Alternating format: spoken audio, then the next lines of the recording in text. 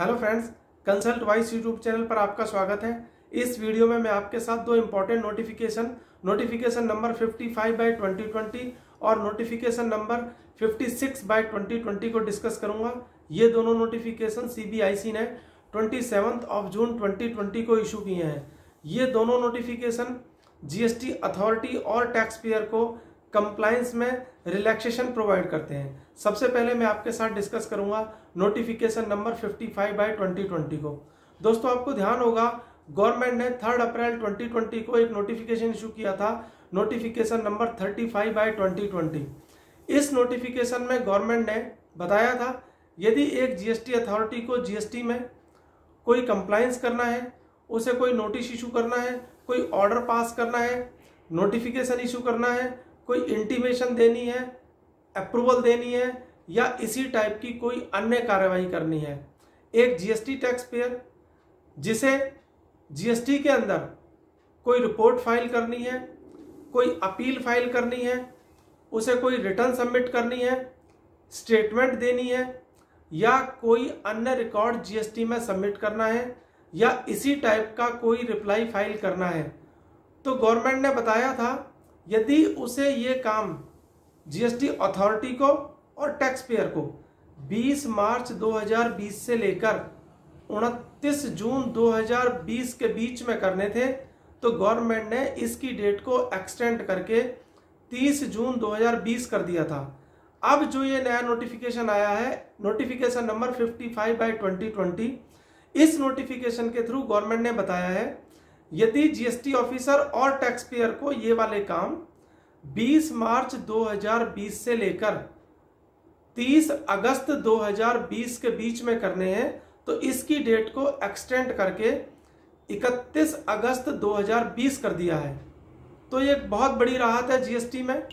परंतु दोस्तों, एक और इम्पॉर्टेंट बात है, यदि हम इस नोटिफिकेशन को देखते हैं तो हम ये पाते हैं इस नोटिफिकेशन के अंदर 4 क्लॉजेज हैं, ए बी सी डी, और इसके साथ साथ एक और क्लॉज है, क्लॉज नंबर ई। ये चारों क्लॉज कहते हैं कि इन क्लॉजेस के अंदर जो कंप्लायंसेस बताए गए हैं उनकी टाइम लिमिट को एक्सटेंड नहीं किया गया है, उनमें किसी भी टाइप का रिलैक्सेशन प्रोवाइड नहीं किया गया है। इनकी डिटेल इस वक्त आपकी स्क्रीन पर है। जैसे कि जो पहला क्लॉज है वो कहता है चैप्टर 4 के अंदर आने वाले जो कंप्लायंसेस हैं उनकी डेट को एक्सटेंड नहीं किया गया है।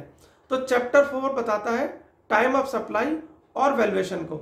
इसी तरह से क्लॉज बी, सी और डी के अंदर भी कुछ सेक्शन दिए गए हैं, इन सेक्शन में टाइम लिमिट को एक्सटेंड नहीं किया गया है।